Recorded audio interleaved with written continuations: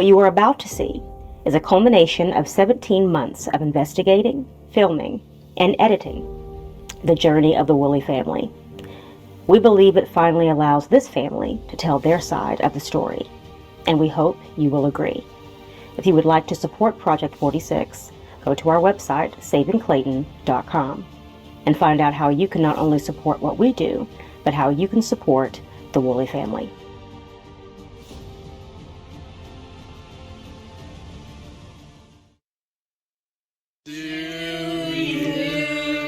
Go blow it out. No spitting.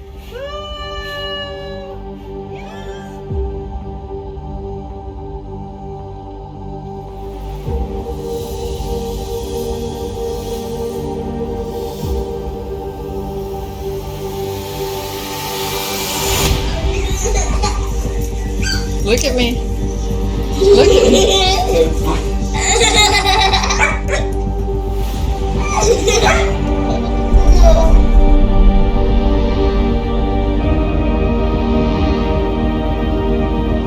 Can't find you. So bright. Okay. Gotcha. Go. 1, 2, 3. Oh! All I want to do is see my son. That's what I've been fighting for this whole time, is to see my son. They totally kidnapped him out of our family, out of his whole support system, and put him in foster care. And they were accusing us of things that didn't happen. I happen to have two parents who, they walked everything out that they taught me, that they were able to instill in me values that have been the foundation of everything in my life. And I've always said that that's like the best gift I've ever received in my life, is the foundation that I had in my upbringing. Everything they did was from this just profound love that just constantly carried me through my childhood. And I knew that, like, no matter what I went through in my life, because of that foundation of their profound love, I would be okay, because I knew that I had this strength that was instilled in me from that. If I had to highlight like 3 pillars of our upbringing from our parents, it would, I would say self-sustainability was a very huge part. My parents were always very resourceful and sort of self-made, especially my mom. Another pillar would be our faith. My parents really wanted to be those individuals that modeled the expectations that they had for their children rather than just saying it. So they sort of modeled the same expectations that they wanted from us and modeled the same behavior that they had hope we would begin to take on. A third thing worth mentioning is that my parents were really big into instilling character qualities into us. They weren't too big into like the material possessions and the stuff like that. They would rather teach us how to make, create, or sustain something versus just handing it to us. We just didn't really have the money to just sort of buy and do things, so we had to be more resourceful in that way, but also they wanted us to learn to be problem solvers. My mother, especially being very resourceful, was a very self-made person, designed the house that we lived in for 10 years where we 3 kids grew up the majority of our childhood. My mom designed it, my dad built it from the ground up, and it was really sort of this dream that my mom had that my dad really helped bring to life, and they sort of navigated and worked together as a couple and as a family, and we really saw that example growing up too. They really used that property to be an ability to tie and model and host a sense of community for us as a family and for the church. So they would have church potlucks out there, or the youth group. They would host the youth group at the bonfire or an event. They really wanted it to be a place of fellowship. So it was our home, but it was a place for community as well. And that was just something I grew up with from a very young age. So Desiree, for a long time has struggled with substance abuse, and that all kind of started when she was 14. Desiree and some of them were playing hide and seek in the dark with flashlights. Some of the boys were hiding in the barn holding the flashlights, and Desiree was trying to get into the barn because she could hear them in there. And so they attempted to try to scare her. So they jumped out of the barn with the flashlights in their hand, and one of the flashlights hit Desiree in the tooth and knocked her tooth out. So it was innocent. I'm sure a lot of people have the same story in Oklahoma, especially. She was prescribed oxy from a dentist for chipped tooth, and it led from there. But Ultimately, she struggled for a long time with substance abuse from that. It was kind of a slippery slope that led to illegal drugs eventually. So even after becoming pregnant with Clayton, my parents really wanted to still make sure that they were setting a great example for Desiree, and that, faith is the foundation of our life, and that no matter the choices you've made in the past or what's led you to this point, that the future can always be better. And so one thing that we did that really clearly demonstrated that was, my parents, they wanted to take us on a mission trip to Romania and to the orphanages there. They always just have such a heart for other people that are struggling, and even in our own struggles as a family, still wanted to reach out to those struggling even more. So she had this big idea, and we were like, we don't know how we're going to make it happen financially, but we know that if it's God's plan, he's going to make a way for it, and he did. Desiree was pregnant with Clayton at this time, so this was in high school. My mom developed this passion in her heart to step in and take action and maybe see if there was anything that we as a family could offer to these orphans in Romania. My dad is someone who really supports her in her dreams and sort of helps make them come true as well. And again, the resourceful aspect steps into this too, because we didn't really exactly have the money or the ability to just go to Romania and do whatever we wanted. My dad worked at the airport, and so he got free standby flight benefits, and those worked internationally as well. So we sort of booked this route with our family to go to Romania, and we had to loop through all these other countries, and it was kind of a mess to get there, and getting home was even worse.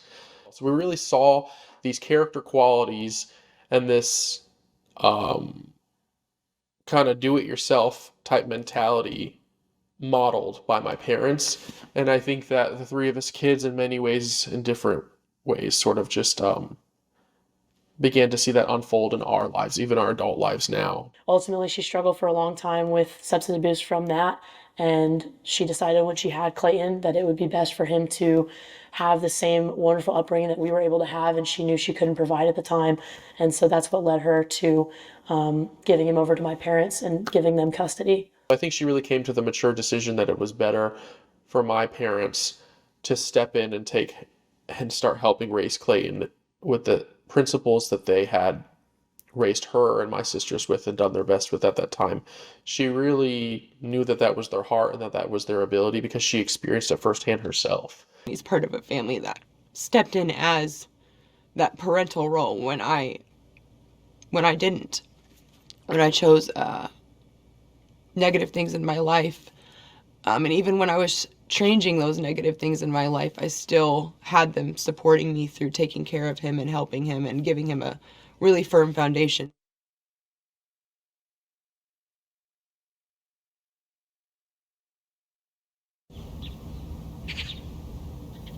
Five-year-old grandson had a t-ball game, so we went there, and then and Glory met us. She had rugby practice nearby, so afterwards we met for dinner. Then we went home. We were running behind schedule. I had the baby with me. The baby had been acting like he had allergies, teething, had a low-grade fever, so we were really watching him. He wasn't feeling good. We thought he was teething. I've seen a lot of babies not feel good when they're teething. He was very different that day. So much so that we tried different things to keep him happy and even documented his behavior on my phone. Now watch if I stop. The night before, Elijah was not feeling super well, and he was super fussy, and he had a low fever and was drooling a lot. So, teething is usually when they're drooling a lot and they have a low fever. That's usually teething.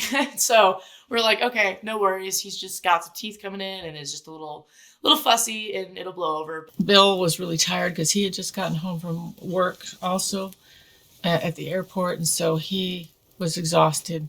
And so I got Clayton ready for bed and took care of some other things, and Bill fed the baby, which he usually helped me out in the evening by feeding the baby. And the baby was just not eating very vigorously, and because he'd been constipated for a few days, we were starting to get concerned about that too, because constipation was a constant battle with him. And so we were pushing the fluids to help with that.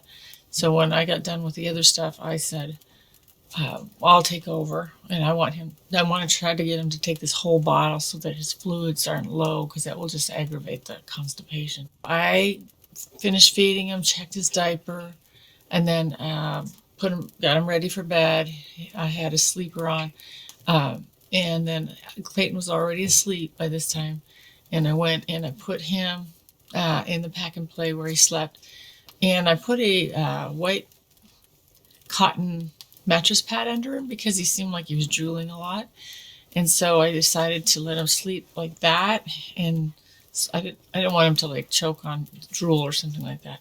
So I put that right on top of the sheet, and then put his Thomas the Train blanket on over his shoulders. And then that was it. Prayed for him and went out. So that night, my parents put Elijah to bed, and I was in my room, and my room borders their room. So we shared one little thin wall between us, and both of the boys slept in that room. And I remember around I think it was around 10 p.m. maybe, I got out of my bed, and mind you, my dad was asleep. I remember my dad snores incredibly loud, and it just kind of shakes the whole house. And I remember just being geez, I remember acknowledging his loud snoring that night, and that he was asleep. And so I went back to my room, and again, anytime I'm in the hallway, I always listen to see if the boys are fussing, or if Elijah is fussing, or if Clayton's awake. Sometimes he's awake, as a 5-year-old would be. And so I just kind of listened to make sure, because my room is the one closest, in case I need to go in there and help or do anything. And mind you, I was up till 3 a.m., never heard anything abnormal. All I heard was my dad snoring the whole night. And then around 6, I got up and went to the gym.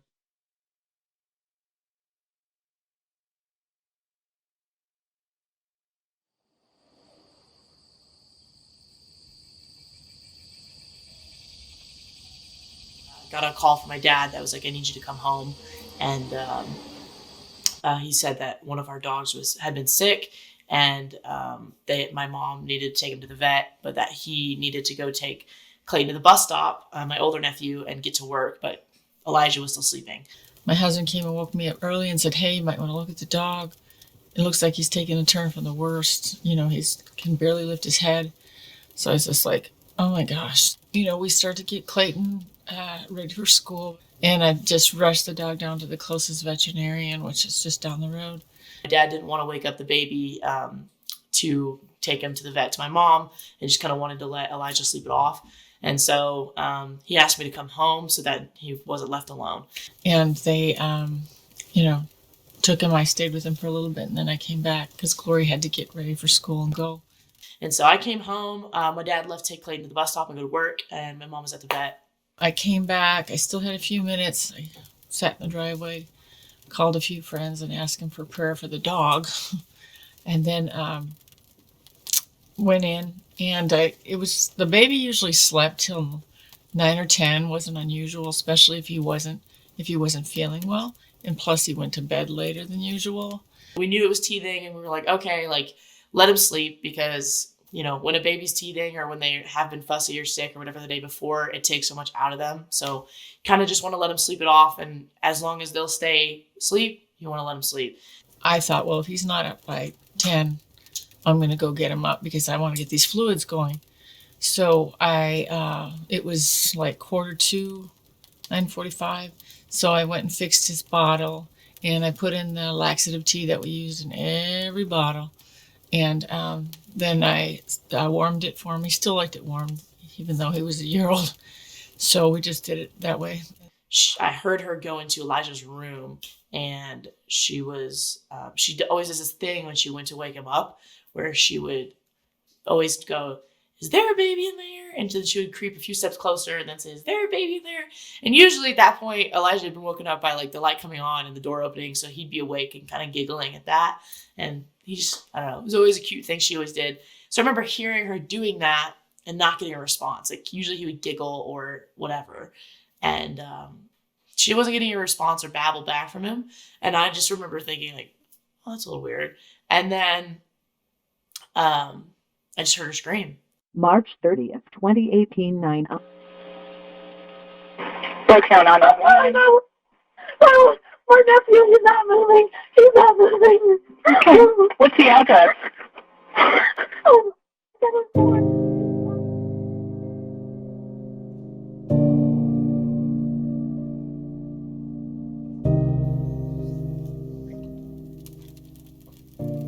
As I approached the bed, I was startled because it looked like his body and everything was in the same position that I'd laid it the night before, and that never happens at that age. And the Thomas the Train blanket was still there, draped over his shoulders just like I left it. And so I reached for him and picked him up, and as soon as my hands were on him, in spite of the fact that he was wearing a few layers, I could feel the cold. Threw my laptop off my lap and I sprinted in her room, and she was holding him, and she was like picking him up right as I walked in, and she was holding him, and she was like, call 911, call 911. No, baby, Hey, no. listen to me. Listen to me. I'm sending the paramedics to help you now. Stay on the line. I'll tell you exactly what to do next.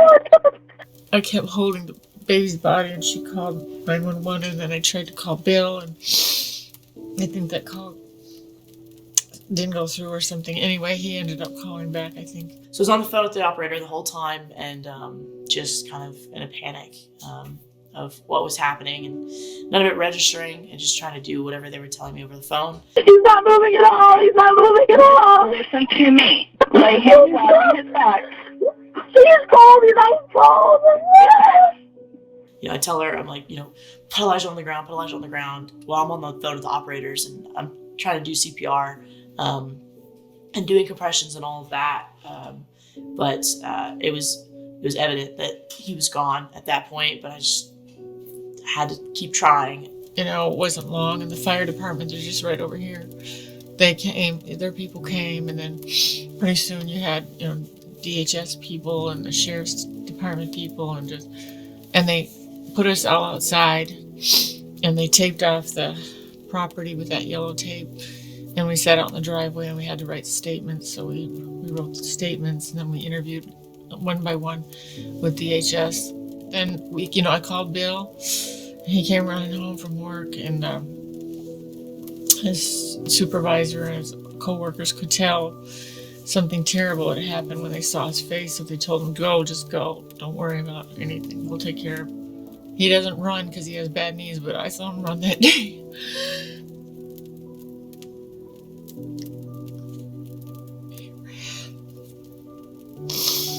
He ran to the house. He wanted to pray for Elijah.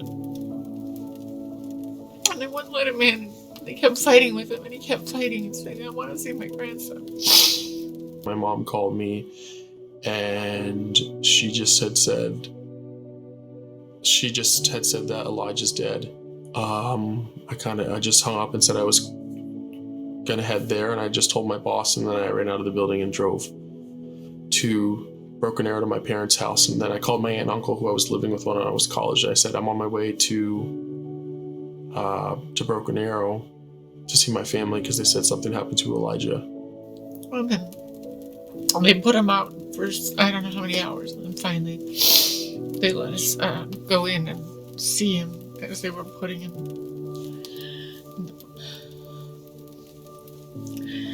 in the body bag. So then, his mother, Desiree, was on staff at Teen Challenge. She didn't know anything had happened yet. So we decided as a family, because Gabriel rushed home from his place he was in. Edmund had a teaching job there. So he rushed home, and then when they were all done with the stuff they were doing, we all went as a family and asked the neighbors to watch for Clayton at the bus stop and let him stay with them until we got back.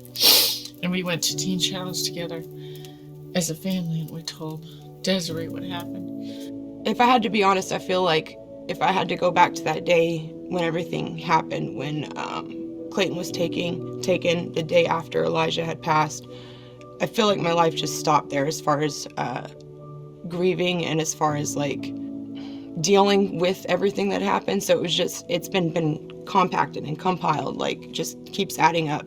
Going through all of this and then having to try to process the fact that I've lost a son to him passing away and then losing another son to DHS taking him away.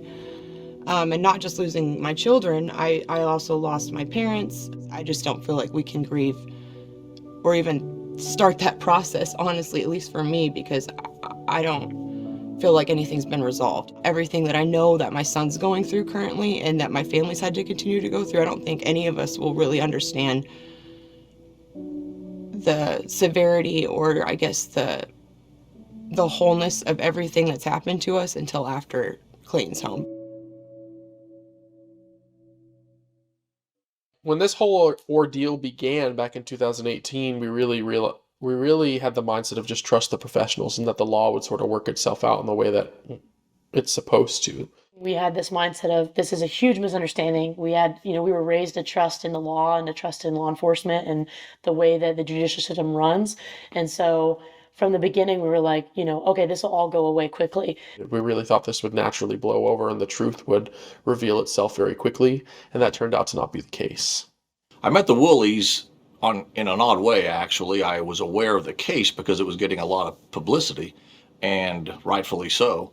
And I think one day they just kind of came walking in. I think one of the deputy sheriffs recommended me, and so they came in and we had a conversation. And this was actually maybe 3 or 4 years ago, and it was early on when the criminal case was going. Knowing who they probably were going to use as a lawyer, I recommended that they stay with him, so I didn't get involved in the criminal case. So I really just watched it from the sidelines for a couple of years. First thing I noticed was all the sheriff's vehicles there and the fire trucks, the paramedics were there. And the house was roped off as a crime scene, and they wouldn't let me in the house. They put us all in the driveway. We all were sitting in there, and then they interviewed each of us. We had to fill out a report of our own account of what took place. There was a sense about the detective that was unsettling. He seemed angry or something, like maybe he had a chip on his shoulder, but I just picked that kind of stuff up. But anyway, we just totally cooperated because we didn't know of any reason not to, and we didn't know better. We were later to find out that the supervisor of the detective, the lead detective, had talked on the phone to the lead detective before the lead detective got to the house. And the lead detective said to his supervisor that he was coming to a murder scene because there's no such thing as SIDS. That kind of explained a little bit why I was picking up that attitude that I felt like there was a chip on his shoulder or something. But we didn't know where it came from, and our pastors came immediately. Other people picked that up in him too, and we didn't know how to explain it at the time. Well, I found it very hard to believe that the lead investigator, Danny Elliott, before he even got there, he had made the comment that he was on his way to a murder scene. And I do criminal law, and I'm like, wait a minute, shouldn't you show up and do an investigation before you make that determination? And I guess that wasn't necessary with him. So that was just one of the first most shocking things. That's what started it off, and then just after that, it's just one thing after another. We found out later that the DHS supervisor who was conducting the interviews, he didn't think there was anything inappropriate that happened. He just felt like it was an unexplainable death. But then he said also that, but they're not going to be in the sheriff's office and the detective. I don't think that they're going to let it go. I think they're going to pursue it, press it. So say like the first realization of, oh, they think this is a murder was in the first initial interview with Detective Elliott and his other detective. What do you think happened to Elijah? What's being said? The paramedic said SIDS, which I don't know exactly what that is. It just seems like an answer for we don't know. Well, the paramedic can't make a diagnosis. Right, that's all we've heard. No one has ever updated us. And in my specific interview, they never outright accused my parents. I got that after from my parents. Well, there's a couple of things, and unfortunately, as cops, we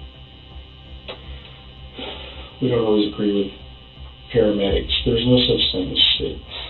And I remember that in my interview, at some point about halfway through, it was like the tone changed. They started asking me questions like, well, did you ever see anything that you felt like was odd? And I was like, well, yes, the severity of the constipation. The detective was like, no, not that.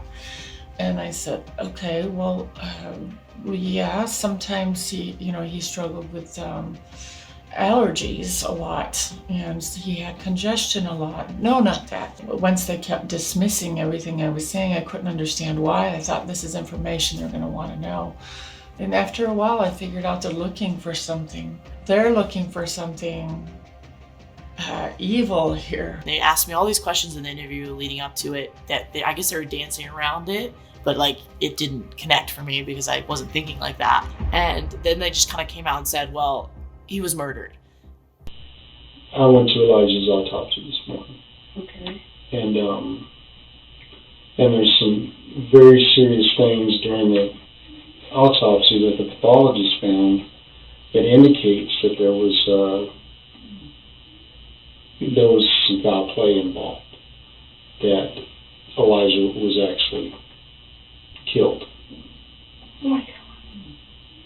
And I distinctly remember clear as day, the very first thought that popped in my head was, how did somebody break in and kill him? And I distinctly remember a video playing in my head of your typical ski mask burglar coming through the window. That's literally what I pictured in my head. The second that they said that was the first thought that went through my head. And I started going through all this, how would somebody break in? Okay, we locked all the doors. How did they break a window? I didn't see a broken window. Just going through that whole track. And then I remember saying it out loud. How? No, I'm not going to get into too much of that information. I was raised to trust police and trust authority. And so he said they were murdered. I was like, okay, he's murdered. They were like, it was someone in the house. And I was like, what? Well, it's just us in the house. So that doesn't make any sense. No.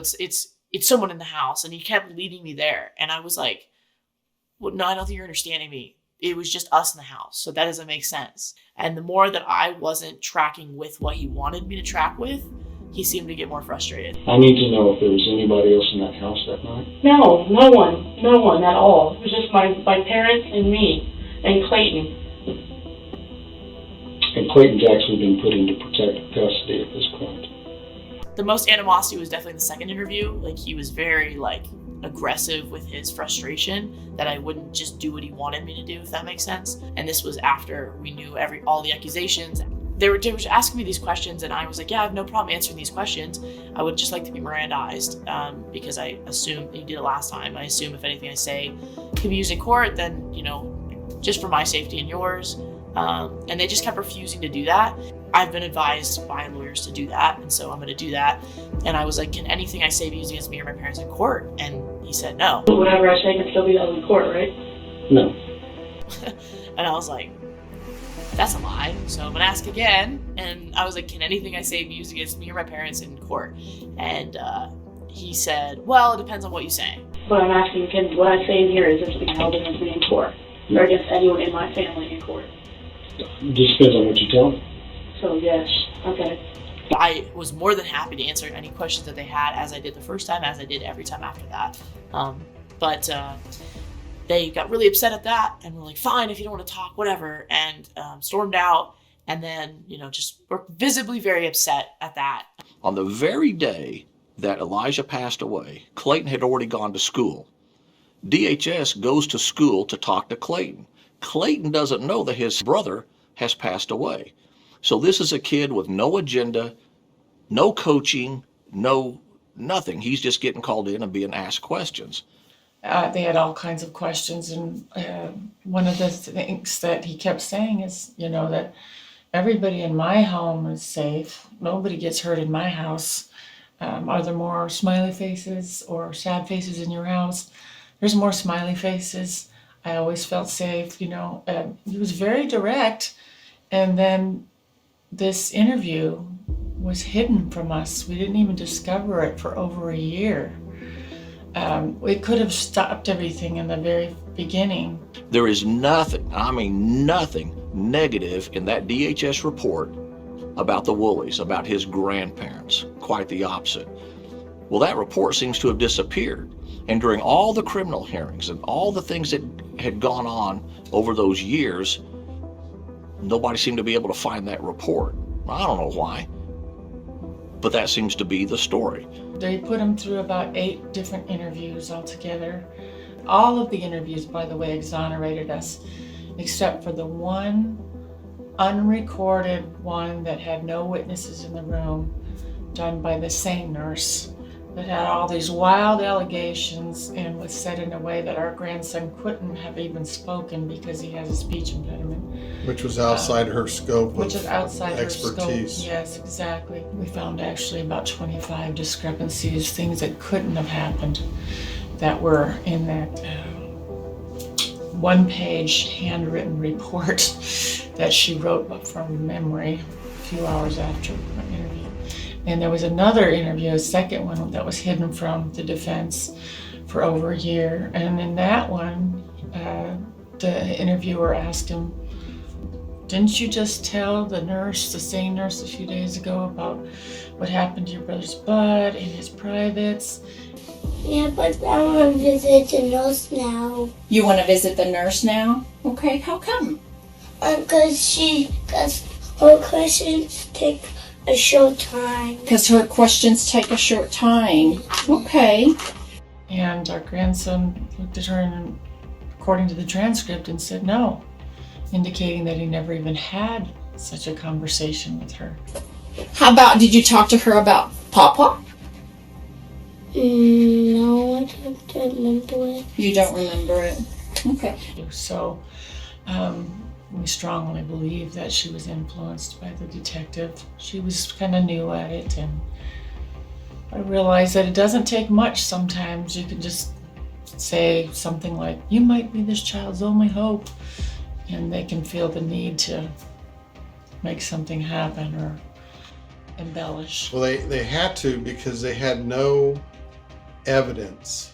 And since they had no evidence, they had to force evidence. And so I believe the detective had only he used the coroner that was at the scene and basically convinced her what happened. Then that was in turn turned over to the medical examiner's office. And that's the only report besides the handwritten SANE report that they had as evidence. They used those. And which is bizarre to me is the first time we were charged and arrested was for an incident that our grandson said that my privates touched him one time in the shower. And he had wet his bed. We were trying to get him ready for bed. Lisa brought him in because I was showering to get ready for work to rinse him off in the shower. So I rinsed him off and handed him back in a matter of a minute. She dried him off and dressed him. What was he doing with his hands when he was touching your privates? With his hands? Giving me a bath. Just giving you a bath. Okay. From an evidence standpoint, the freshest evidence we have on Clayton was the very day all this tragedy happened. And again, a kid with no agenda is telling the truth. Even in the rules of evidence, there's a phrase that if it's an excited utterance, that's an exception to the hearsay rule. That's not that that was an excited utterance, but it has all the qualifications of a true story. He's just speaking the truth. There's nothing negative there. But then later on, as the case progresses, you have SANE nurses coming in. Oh, he blamed his grandfather for all this stuff, and they put words in Clayton's mouth, but they never put up the first most accurate, most reliable report, and that was the day of the passing. They found nothing in the house. It was completely clean. And they left a lot of evidence behind, exculpatory evidence behind, as far as the bedding and other things. In fact, when they came back, they left about 2 weeks, about 70 diapers. The lead investigator, he didn't take the diapers. The only diaper that went to the medical examiner was the one that Elijah was wearing when he passed away. So I don't know how you leave the mattress pad. I don't know how you leave the diapers. I don't know how you make representations to the medical examiner that apparently aren't true. And then you call that a valid investigation. When I wouldn't say argue, but I would share my perspective and my point of view of what I grew up with and stuff. They, of course, tried showing me, or telling me, I was never actually shown anything. They told me they had all this evidence. And while we're investigating what appears to be what it is, this 5-year-old child, Papa put his privates in Elijah's butt. Mm-hmm. When Elijah cries, Papa yells at him and spanks him and hurts him. Okay. I'm sorry, why is that funny? Because it's just so absurd. In my mind, it's absurd. It may be absurd, and I agree with you. In this situation, maybe it's absurd, but that's what he's... Why, Now, okay, I don't let me know ask how you he this. said Why would this. Clayton say something like that? I don't know. If I could see the interview, that would be amazing. Because I would like to know what everybody said to him during the interview. There was no, at one time, did they ever look for the truth. They were there to just try to prove their theory, and everything that went against that, they didn't use. Babies don't just die. You always hear people talk about, well, there's SIDS. Okay, well, SIDS doesn't actually exist. But I think the killer to me is just this. At one of the hearings, again before my time, but at one of the hearings, the lead investigator was asked, are you aware of sudden infant death syndrome? Almost an exact quote. He says, his testimony is, I'm aware that it's a fictitious diagnosis. Are you kidding me? Are you kidding me? So ironically enough, the Oklahoma Department of Human Services since 2016 every year does a sudden infant death awareness day. But the lead investigator says it's a, quote, fictitious diagnosis, which was based on him going to some class down in Atlanta. So I said, okay, so he got a first aid merit badge. That's great. But yeah, the real doctors, no. The whole attitude with the detective was that I was the devil incarnate and the evilest person in the world. There's a lot of things about the body. You remember when I asked you guys when I first showed up, is anybody left-handed? Mm-hmm. I asked that question for a specific reason. Mm-hmm. Are you left-handed? Mm-hmm. Okay. With the evidence that's there, it indicates a left-handed person. They were not just asking what took place, they were telling me what I did. I have physical evidence that shows that this baby died a violent death. This baby was trying to scream, and somebody shut that baby up by shoving its head down into either a mattress, a pillow, the floor, something. And that's what they did to while this child was being sodomized. And they said, you raped and murdered that baby, and we're going to make sure you go to prison for life. And that's their whole attitude. There's two detectives. In fact, the DA that we have right now actually prefers circumstantial cases over actual evidence, because circumstantial evidence points one direction, as opposed to, let's say somebody saw you, an eyewitness. Okay, you know how bad eyewitnesses can be, if you watch any of those shows.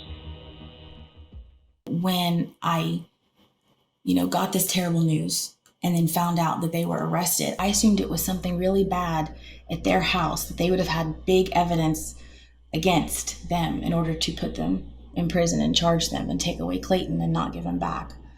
It didn't make sense to me, but I assumed they had something.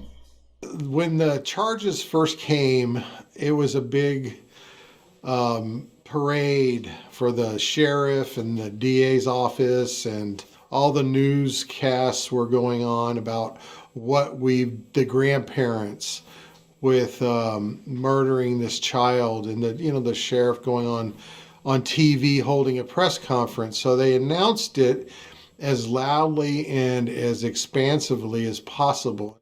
We begin tonight with a disturbing story from Wagner County. This couple is behind bars tonight, accused of sexually abusing a 5-year-old, also under investigation in the death of a 1-year-old this evening. My focus right now as a county sheriff is to get to the bottom of this case and find out why a 14-month-old baby just mysteriously dies, and there's no reason why that baby should have died. When a child dies, it's a big investigation. How big could this investigation be if they didn't talk to any of the people that cared for the child? I feel like they should have talked to me. When we got out of jail the first time, we weren't charged with any other charges yet. The sheriff goes on in his full uniform and goes on TV on all the networks, and he goes, you know, they are obviously a tight-knit family, but children just don't die, and somebody in that home murdered or killed that baby. And we have new developments tonight for a Broken Arrow couple charged with child sexual abuse. Right now, deputies are also looking into whether the couple could be involved in another child death. Sheriff Chris Elliott says by all accounts, the Wooleys are a very tight-knit family. We've talked to all their neighbors. Their neighbors are all very shocked. A judge has decided Bill Woolley and his wife Lisa will stand trial. We're unable to stop this before it happened because we didn't know about it. Those counts involve the 5-year-old relative. Deputies are also investigating the death of that child's younger sibling, who was found dead inside the home back in March. 14-month-old babies just don't die. There's a reason why they die. We're operating under the pretenses right now that somebody inside that home murdered that child. So deputies contacted DHS, who then took the 5-year-old and a 17-year-old away from the couple. I have video on my phone of him not feeling good. I have pictures of him, and he would smile and laugh if you would tickle him. And again, I've got video of this, but you know, I'm just irritated that they did not ask me. And if I would have known, I hope I would have been knocking down some doors. I would have told them that I did not see red flags with these children from the get-go, and that I had training because I'd worked at the YMCA and I'd worked in childcare. All my training was up to date for child abuse prevention, sexual abuse prevention. And so I knew some of the red flags to look for. Being summoned for the grand jury part, that kind of happened at my college in Stillwater. So I went to Oklahoma State University. I got a call one day. I was on campus, and it was from campus police. So I answered the phone, and they're like, "This is campus police. Where are you?" I just told them I was like, "I'm going to the library." And they were like, "Okay, go to the library, stay there, don't move." And so I did what they told me to do in library and didn't move. And after a minute, in walks Detective Elliott, one of the officers, and then also, I can't remember his name, but the other gentleman who was in the interviews with Elliott at all times. And they all walked in together, very smug looks on their face, and they had these papers for me. And they walked up to me in the busiest, most crowded place on campus in front of all of these people, which was, very embarrassing and very everyone's looking around like, "Oh, what did she do? Why are they here?" kind of thing. And they served me these papers, and I'm like, I asked them why they were doing this. And Detective Elliott said, "Well, since you wouldn't answer our questions last time, we had to do it the hard way." I show up at the courthouse. I'm just in this big room alone with this big case file marked William H. Woolley, my dad's name, right on it. The DA, Jack Thorpe, he comes in and he sits down and he pulls the case file away from me and he puts it right in front of him. He's like, "Hey, I want you to know that, I don't think you would do such a thing. I would never think that some 17-year-old sweet kid would be involved with this. But Detective Elliott, I'm holding him back on a leash because he just wants to put you in cuffs right now." I had said, "I don't want to see pictures." And I said, just let me know so I can turn around so you can show, if you want to show my lawyer, go for it. I don't care. I just don't want to see it because I don't know anyone who would want to see that. And it was crazy because in that time he had those pictures he was rifling through. And after I said that, he went like this and he said, "Oops," and he dropped them in front of me. Basically, it gets to the point where he's like, "If you testify for us in this grand jury proceeding, then we will give you immunity so you can never be charged with this."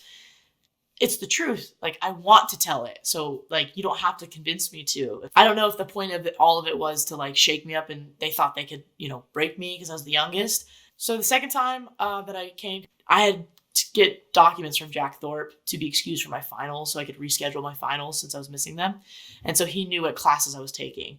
And he knew I was taking a class called entomology, which is the study of bugs and how they affect our world and whatnot.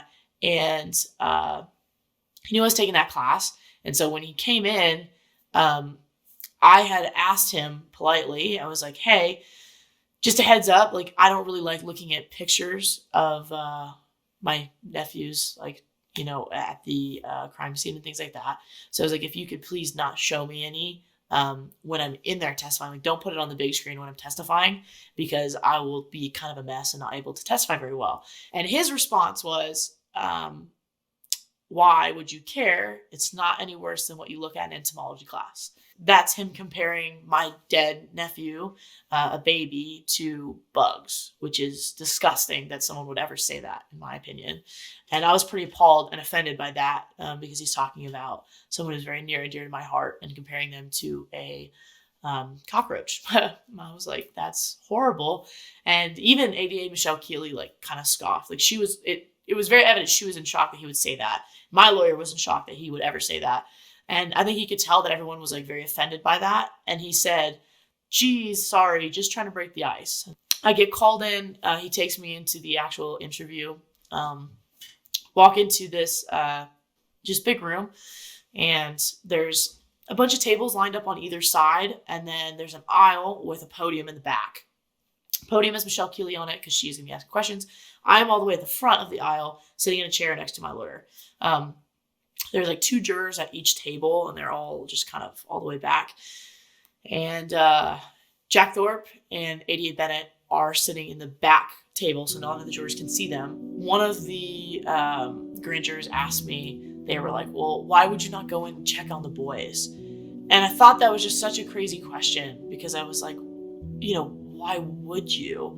I remember asking the jurors, like, do you have kids? Like, yeah. I'm like, okay. When your kids are asleep and you're up, and if you don't hear anything, what is your first thought? And they're like, they're asleep. And I'm like, so why would I think any differently? Like, if you put your kids to bed and you hear nothing, the assumption is that they're peacefully sleeping, right? Nobody is like, oh, they're dead. Like, that's just not a thing you think. I did listen. I intentionally put my ear to the door multiple times that night to listen, to make sure they weren't fussing, to make sure they were okay, just like I did every night. And if I were to go in there when they're peacefully sleeping, I'm going to wake them up. The last thing you want to do with babies and kids is wake them up. Another juror asked me, they were like, hey, well, how do you explain this then? Because this is crazy, As far as explaining his death goes, I'm not a doctor. I can't tell you that. What I can tell you is the paramedics, when they got there, the first thing that they told me they thought it was SIDS. So I'm going to go with that. I was like, aside from that, he had acute pneumonia in his right lung, which, again, pneumonia is a very common cause of death in infants. So that right there is something that should be discussed, and you probably weren't told. And so we're like, you add acute pneumonia and you add him not feeling well, all that together. And also he was a premature baby who was malnourished, completely undersized, and born to a drug-addicted mom. The weakness that body is going to have in comparison to a normal, healthy baby. His growth was stunted. There's so much going into that. So you take all of those at-risk factors and you put them together. It's more shocking like that you're accusing something and not thinking that's the cause of death. I mean, even in the most minor things in life, if you're accused of something, you just want the truth to be said. They probably didn't know, but the medical examiner's office, who you're speaking so highly of, they lost their accreditation 13 years ago, never got it back, and have an F rating. And the jurors were like, what? I was like, yeah, so take everything they say with a grain of salt, because I don't know who trusts a doctor who's not accredited and also has an F rating, but I sure would never go to that doctor. I don't know if they told you, but I was like, I don't like to be graphic or, gross, but I'm going to tell you the facts. And I was like, he suffered from really severe constipation. He's been to the doctor for it. And we have the diapers still in the trash that the detective left and didn't want to take. They were shocked by that. They were like, oh my God, we'd never heard of this. And Michelle Keeley interrupted me and was like, oh, where are these diapers you're talking about? We've never heard of them. We were like, you know where they're at. You didn't want to take them because you didn't want to know any other evidence. You just wanted to know what fit your narrative. And she was like, well, I'm going to need to talk to you after about that. And she never came and talked to me after about that. And I remember Jack Thorpe, 88, in the back. When I said that, his face was so red. He was so angry. He stood up and like slammed his hands on the table. Like he wanted to interrupt me, but he couldn't. And that obviously ruffled some feathers there. But, you know, the truth is truth. And they asked me to tell the truth. So I did. And then I also went in and was like, the best way that I can tell people what kind of household I was raised in, and i.e. what the boys were raised in, was when my sister was pregnant with him, and I was told, the day I was told that she was pregnant, I was so excited. And I remember I was like, Mom, take me to the store. Take me to the store. Takes me to the store. I get this notebook, stencils, markers, all this stuff. I come home and I was like, I'm going to write to this baby every day.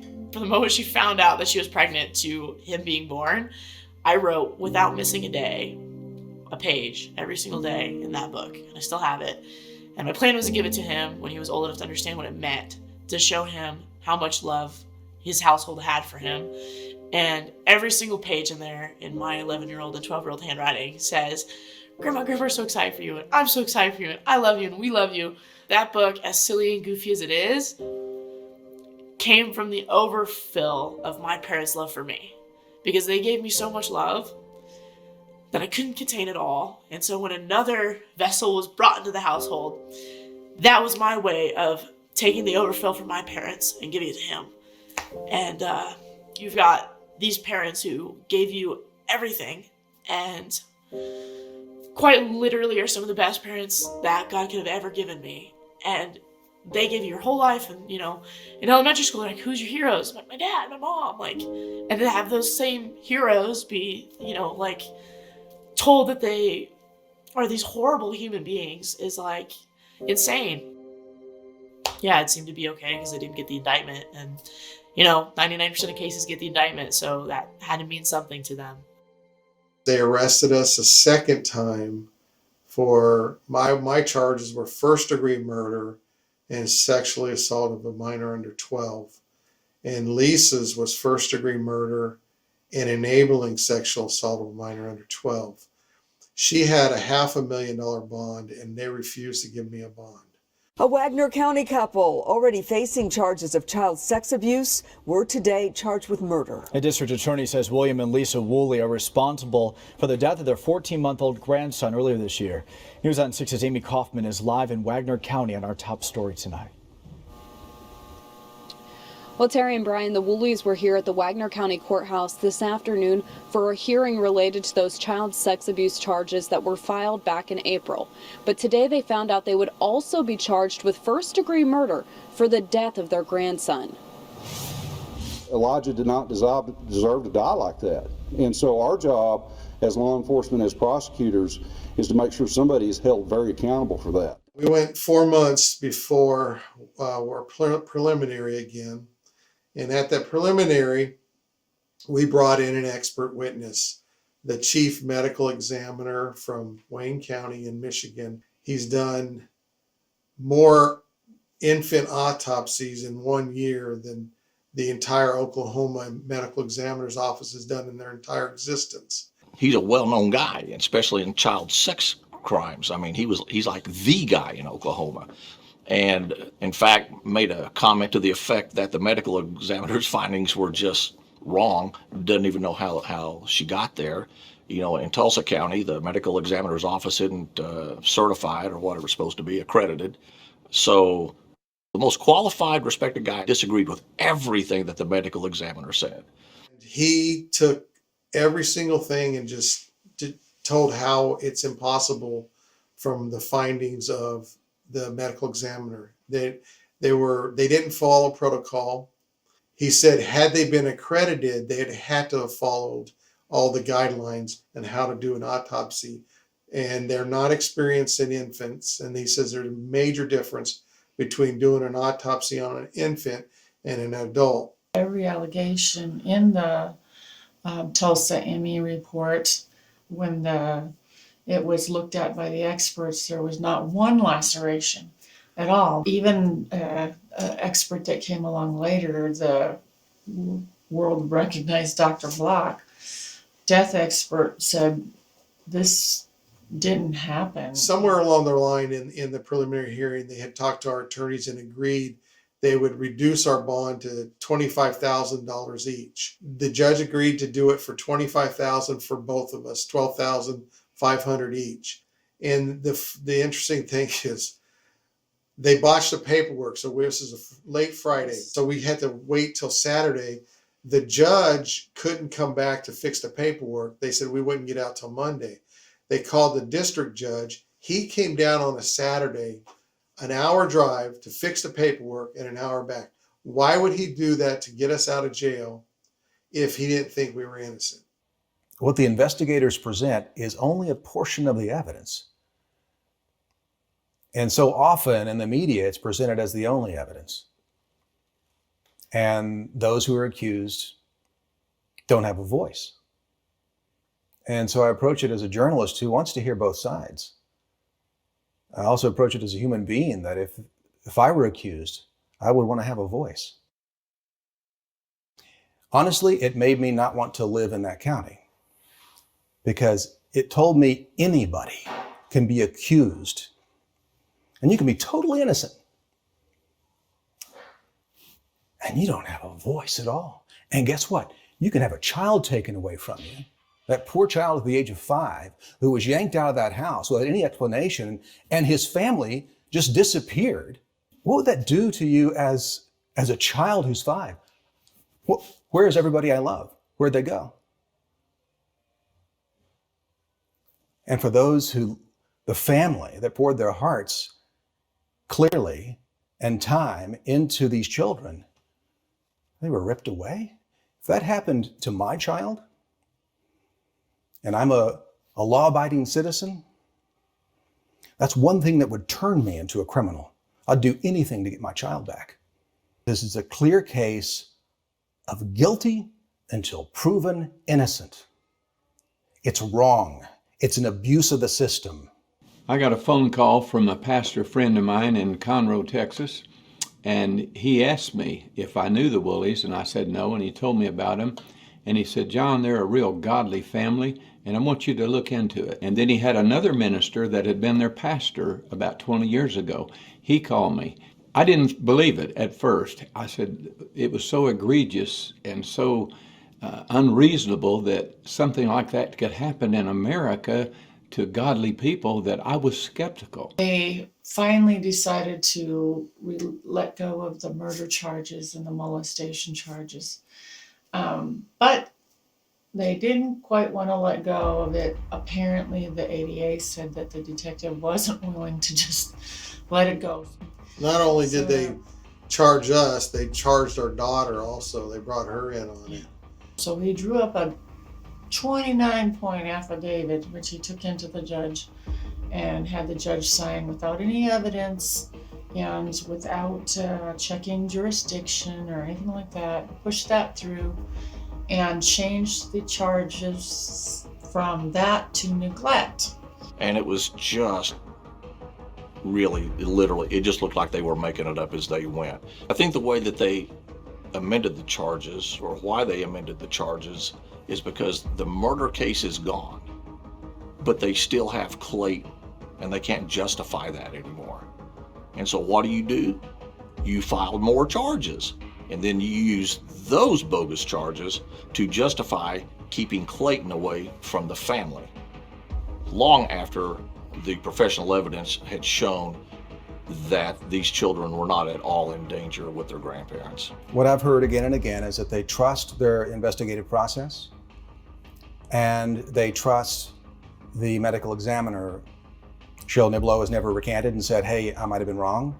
The DA says, the sheriff's office says, the sheriff himself says, we stand by what the ME has concluded. And they're overlooking expertise that goes beyond Cheryl Niblo. I mean, you have the ME in Detroit who is a known expert around the country, not just in what he does in terms of who done it when there's a death, but child deaths. This guy's an expert in that. He said the ME's investigation was desperately flawed.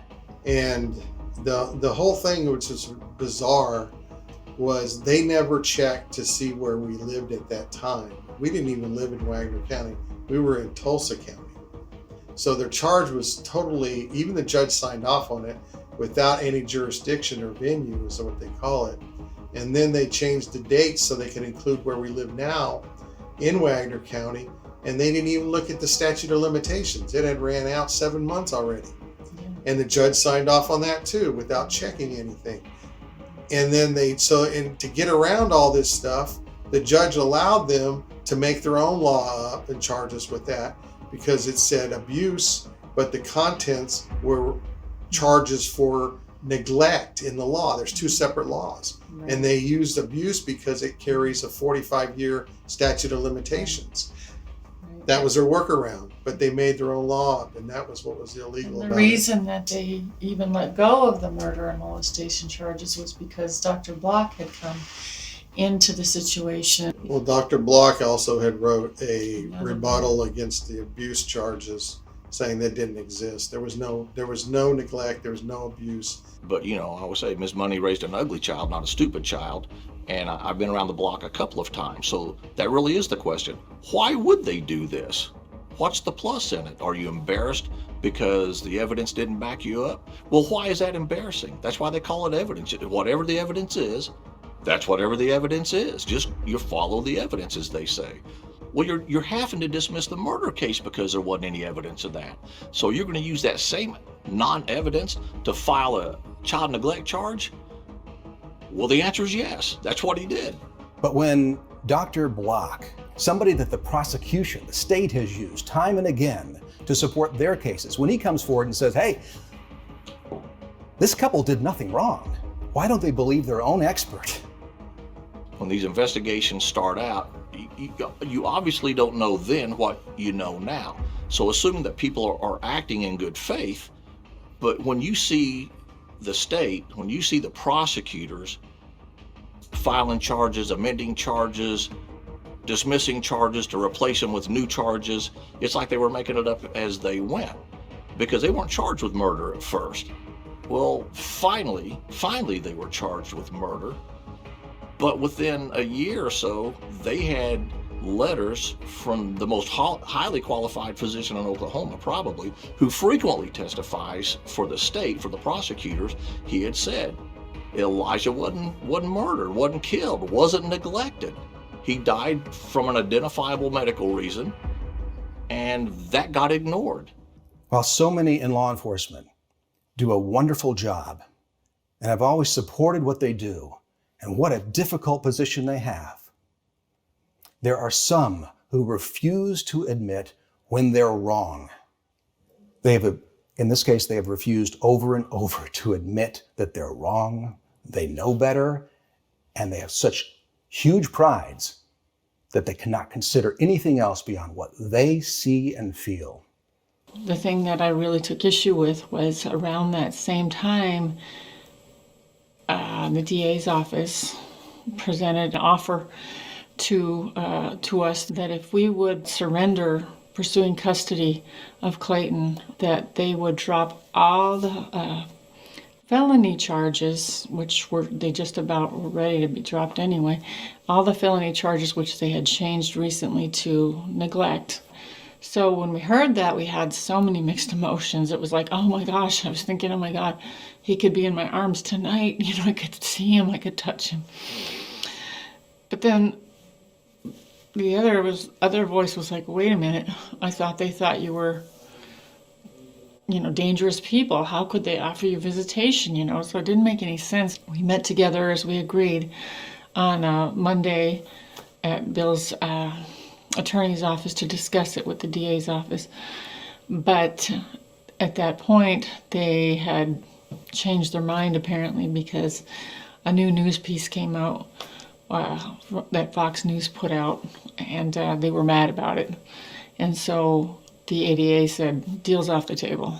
For the first time, I met Jack Thorpe, who's the district attorney. At first, I was succumbed to his charm. I said, Mr. Thorpe, I said, it's my belief that a person is innocent until proven guilty. And he said, I believe that also. And he makes a statement to me, and he says there's a difference between a person being innocent and not having enough evidence to find them guilty. And I said, you file these charges against the Wooleys that have been proven to be wrong, and the courts had to drop it. And he made a point of telling me I made the decision to drop those charges. But what he neglected to tell me, he immediately filed some additional charges that had no merit, and he finally had to drop those charges because this couple is innocent. And I asked Jack Thorpe the other day, why don't you just drop the charges? Because he said, well, we're looking at new things. And I said, well, what's the statute of limitations? And he says, there is no statute of limitations on murder. And so for Jack to look me in the eye and said there's no statute of limitations for murder, I think there's a bias in his county, beginning with his office, and I don't understand why a person that's elected to a public office like that would have a bias against an innocent citizen. It's wrong. It's an abuse of the system. I wouldn't live in Wagner County because I don't trust the Wagner County Sheriff's Office anymore, and the checks and balances in Wagner County from top to bottom, from the commission to the Sheriff's Office to the DA to the judges, is flawed. I can understand somebody being accused of a child abuse and everybody rushes in because we don't want that to be true. But when you find there's no evidence, there ought to be just as much of an effort to free that couple and erase that suspicion, but that's not been the case. It seems like that Wagner County has doubled down and are trying their best to fit a peg in a round hole. The state's motion, which is in writing, which is a public record, anybody can look it up. What they put out there was dismissing the case pending the filing of new charges. Well, see, that's interesting because they were dismissing the case because of Dr. Block's letters. One was in May of 20 and one was about May of 21. It's a bittersweet because yes, they did drop the charges, but no, they don't ever go away. The thing that still hangs me up is the charge, even though it's invalid, a murder, has no statute of limitations. They could come back anytime in our lifetime and charge us or even our grandson, who was present at the time, with murder, and you have to fight it all over again. At that point, they'd kept Clayton away for so long and they couldn't justify it. And I think the real conundrum was, once you dismiss the charges based on what the physician says, what their professional witness physician said, that Elijah wasn't killed, wasn't abused, laid out the history of medical care that these children actually got. Once you know that, and you dismiss the murder case, how do you keep Clayton away from the Wooleys? In fact, one of the judges said to my daughter, said, if you don't believe that your parents are guilty, you'll never see your son again. Like other people, I have heard, I won't say grapevine type stuff, but people that seem to be in a position to know that after the murder case was dismissed, that people in the district attorney's office were showing just random people, legislators, other lawyers, whoever, autopsy photographs of Elijah. I mean, how disgusting is that? The child wasn't killed, wasn't even neglected, wasn't abused, but somebody thinks it's okay to show pictures like that? That's disgusting. And when the first responders in Kobe Bryant's case did it, they got hit with a $30 million judgment, and they deserved it. We've come through all of this to find out now we have a new opponent, DHS. So it was very frustrating to find out that even though, our parents have been exonerated and the charges are dropped, that doesn't necessarily mean that Clayton gets to come home. From the criminal charges, those have all been dropped. But the Department of Human Services, they won't accept that kind of evidence. They are holding the Woolley family hostage. Father of Governor Kevin Stitt joined others today calling out the Wagner County Sheriff's Office and Oklahoma DHS over their treatment of a Broken Arrow family. The governor's dad, John Stitt, said in all his years he has never seen a more appalling case of injustice against a family and against an innocent child. So they're saying that we're innocent, but that we're not dangerous, and yet they still won't let us have our child back. And those two things just don't make sense. If we're innocent, then we should have Clayton back in our lives. And that's just not how it works. There are two roads. And one's the courthouse road, and one is the Oklahoma Department of Human Services road. And they talk to each other, and they're connected to each other. But for the criminal things, all that's in the courthouse. Now, some of the same evidence that gets used in the courthouse gets used for DHS to remove children from unsafe environments. And that's a noble job. That's what they ought to do. No issues with that. The challenge becomes when you're using the same evidence, and the evidence that you're using in the courthouse is now non-existent. I won't even say it's insufficient. It's non-existent. That child was not murdered, wasn't killed, wasn't molested, wasn't anything but dying in its sleep, unfortunately. When all that evidence that the prosecutors wanted so hard so they could get their conviction, when that went away, it should have gone away over at the DHS house also, because it's the exact same evidence. They didn't do it. They can't bring themselves to do it. As the years passed, we learned that that's not how it works, that they get to change the rules once you're in the game, and that they don't have to make it right. Once they falsely press charges and falsely kidnap your child, they don't have to make it right.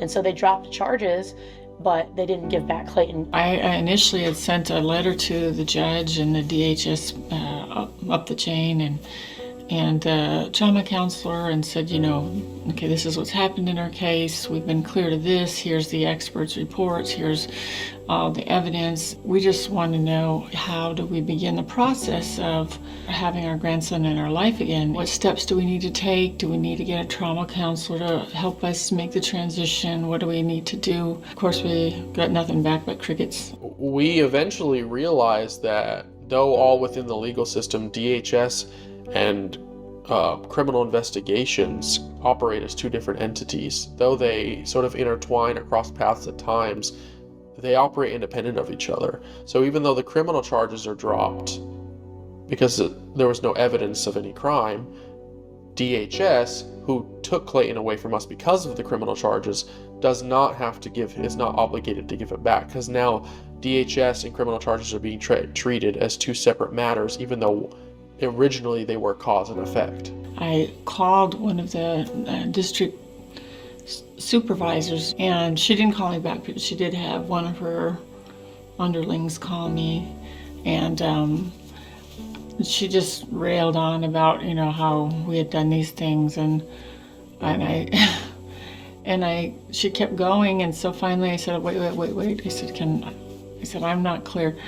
You guys, in hanging on to the initial allegations, which have been debunked, that none of that matters. I said, do you take any of that into consideration? She said, it's substantiated and that's all. And I said, yes, but so you're saying nothing after that ever matters? And she just went completely silent. There is this sense of relief, but there isn't this full sense of rejoicing because we still don't have Clayton back. Our family really isn't restored. So it's like, how can we celebrate? When a case is commenced, both state law and DHS regulations that say that the state prefers kinship placement, that should be the goal, is to keep children with family. So in the Wooleys case, you have their son, you have a daughter, you have other maternal family members, all of whom would love to have Clayton, but for some reason, the district attorney in DHS, the lawyer for the state of Oklahoma, and the lawyer for DHS just apparently doesn't care about the preference for kinship placement. I had decided to write a letter to petition for custody of my nephew Clayton to DHS, to Jennifer Rollman, specifically his case manager. So as the criminal stuff happens and as the process goes forward, there came a time when somebody finds this lady and who has never met Clayton before. My information is that she's never met him, never even saw a picture of him before. So they scrape her up out of someplace and they make her the guardian of Clayton. In the letter to DHS, I had mentioned that I could I was very willing to relocate back to Oklahoma or anywhere they needed me to be able to have custody. Even if it meant Clayton and I lived together, needed to move somewhere else away from the family. I expressed in the letter that I was willing to do whatever it took. There's different kinds of guardianships, and in Oklahoma, this is called a 10A guardianship, which is kind of a permanent guardianship. Somebody's got to go vacate that 10A guardianship. Well, who's got standing to do that? Well, first of all, you shouldn't even have to do it because that never should have happened. But it did. So who's keeping it where it is right now? The district attorney. Why? Because the district attorney represents DHS. Who is DHS as a lawyer, if you will? It's the district attorney. We are now in a legal battle to try to be able to see him because they have not allowed not only us, but the judge wrote that nobody in our family could see him. At this point, I had already worked in education for 4 years, so I didn't necessarily, I guess I was hoping to appeal to their logic. Because in the letter, I laid out all my qualifications, all my experience, and it came to nothing. They just responded with, "Thank you for your letter. DHS will follow the Oklahoma state laws accordingly." People who are unrelated, out of state, couldn't even see him, who are part of his life. Not one person in our church could see him. Not one friend could see him. They totally kidnapped him out of our family, out of his whole support system, and put him in foster care. And they were accusing us of things that didn't happen. The system has allowed this child to be kidnapped from his home. And there's nothing, even having a Dr. Block say, hey, there was nothing here. DHS can ignore that kind of stuff? The answer is yes, they can, because they operate on a different set of rules. They operate behind a cloak of privacy. They can do whatever they want. The ironic thing is, in one of the forensic interviews, and this is all documented, our grandson said that somebody in his foster family hurt him.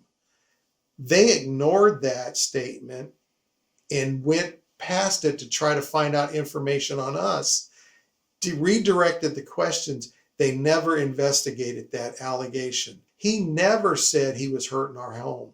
He said he wasn't hurt in our home ever. Actually. So we're fighting a DHS that has no accountability, no transparency.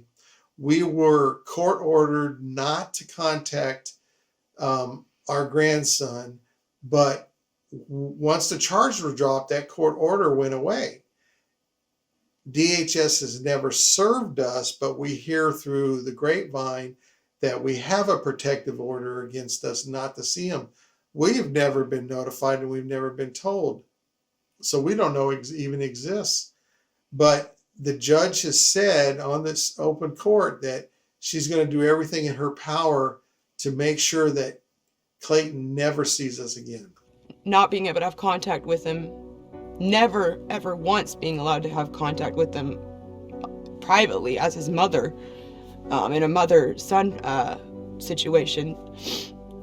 Years later, we're still trying to get him back, and we just put up these billboards with, your family will never stop fighting for you is what we put on them, because we just want him to know if he's on the bus all the way to school and he passes a billboard and sees that, please know we love you. We had multiple witnesses come to us telling us, hey, your son is in a really bad situation, living situation. He's being mistreated,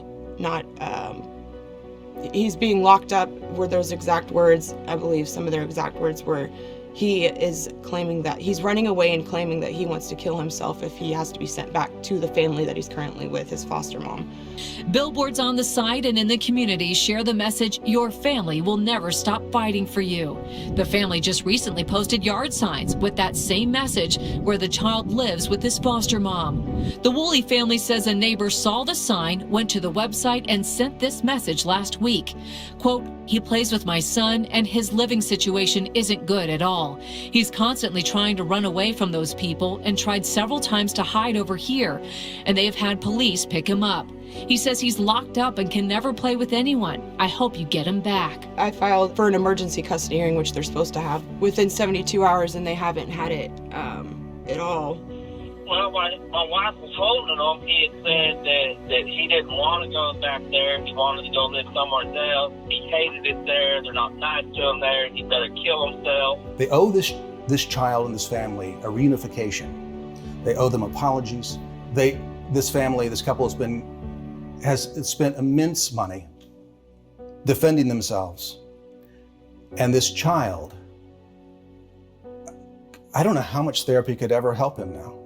I don't know how this family still can wake up and be as faithful and as hopeful as sometimes they are when they've been absolutely brutalized. 4.5 years later, we're pretty much in the beginning stages of if you were to fight to get your kid back at any point in time, or no matter who you are, we've just been put back to the beginning again. Been over 4 years now. I haven't worked. We've had to use all our retirement. For a long time, we were just afraid to even come out of our house because at one point, the sheriff got in the air before the charge was even leveled. He said, somebody in that house killed that baby. We know that. So the threats really picked up, and we started having death threats as well. And during the whole process, my father had passed away. We used up almost all of his inheritance that we received to live on. And to pay attorneys, we've had to hire, I think it's been about 16 different attorneys because of all the different ways they've attacked our family. We haven't been able to get jobs because of this being on our record, so it's killed our livelihood. You know, we've had to sell off almost everything that we have. Our home was paid off, so it's devastated us in that regard. If you go back to just the beginning and going through all of it, obviously it's been a few years now, but that trauma is still there and it's not been resolved yet. And like being a senior in high school and having your parents taken away from you and watching them be put in, cuffs and taken from you, and then being removed from your own home, because I was removed from my home because I was 17 at the time and forced to not see my family and all this stuff. And then when they were arrested, having to see them through glass, and you only get to see one every other week. So, you go 2 weeks into seeing a parent and you get 10 minutes with them through glass and a phone. And mind you, that 10 minutes is shared with everyone else who wants to see them, not just you. And it's incredibly hard. It's just, that's something that probably will take, years and years and years of therapy to officially get through. And I don't even think that I begin to start going through all that trauma yet, just because Clayton's still gone. And I don't think anyone quite understands that even though your name's cleared, he's gone. The hardest thing that's ever happened in my life is not my parents being arrested, not even Elijah dying, it's Clayton being taken. So really hard. And my parents not being there for high school graduation, 18th birthday, winning state title, winning national title, all of that stuff, prom, just all the stuff you want your parents for, was really, really, really hard and traumatic, but it doesn't even pale in comparison to the fact that Clayton and Elijah were my whole world. They were my parents' whole world, and they're gone. And Clayton's living in the same city and knowing I can't see him is the craziest thing ever.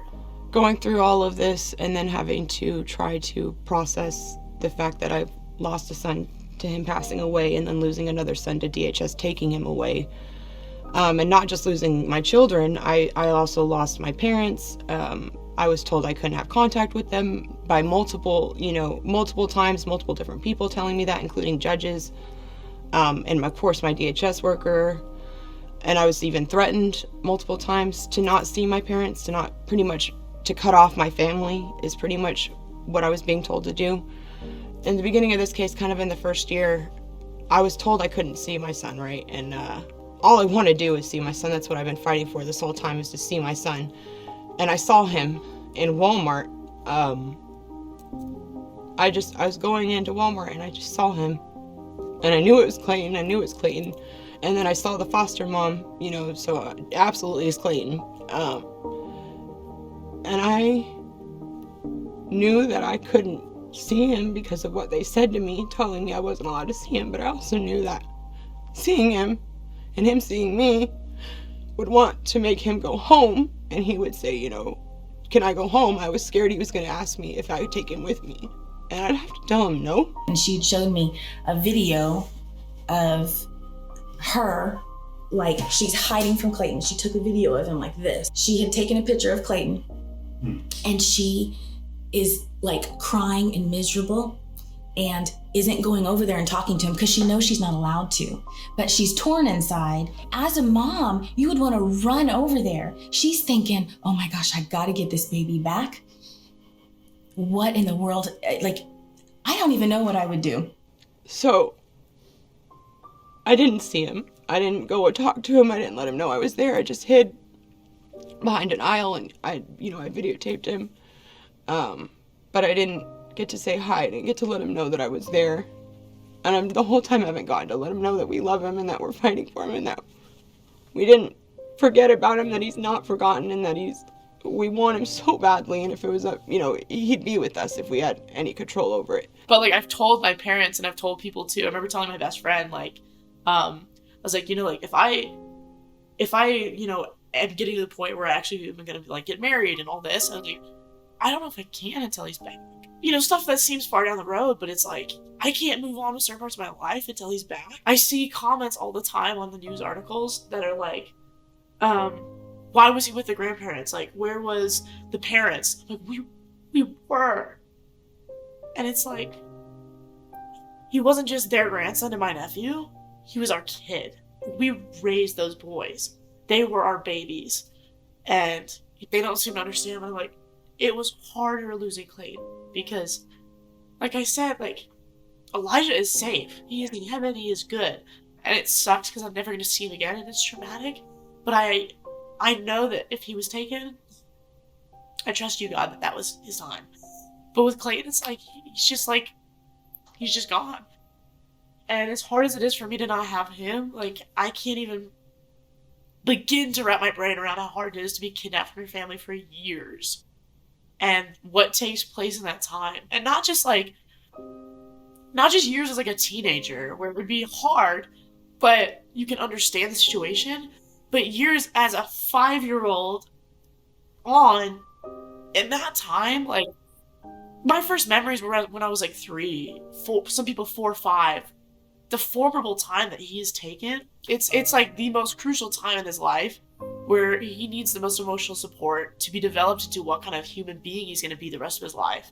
And in that time, he's kidnapped, he's taken, with not only no family, it's not just my parents and me, it's all extended family and every single person that he ever saw their face. You're talking people at church, you're talking his kid friends at school. He was moved schools, he was moved churches, he was moved, every single aspect of your life, if you can imagine, not just your family, not just your friends, but every single interaction you ever had with a human being, you never saw that face ever again. It took a whole big hit on our health, obviously. I had a massive heart attack, my heart gave out.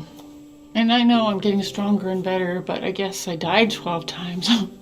And they brought me back 12 times, so that tells me that I'm supposed to still be here. And when the doctor came in and asked me if I'd made the arrangements with hospice yet, I was devastated. It was like, are you kidding me? No, I'm not going anywhere. I've got a grandson to fight for. I'm so grateful that I decided to live and not die, because all my checkups now for the last 5 or 6 months have just been getting better and better and better. And so I feel like I've been given my life back. Elijah, like, he's gone, but I know he's in a better place. And Clayton's not. Like, he's with these people that don't care about him. People say, like, how have you not stopped fighting? And it's like, how could we stop fighting? Like, we'll never stop. It'll never happen. All we care about is getting him back. And there's been, obviously, like, we've been completely financially wrecked, mentally wrecked, emotionally wrecked, but it's him. That's what we care about.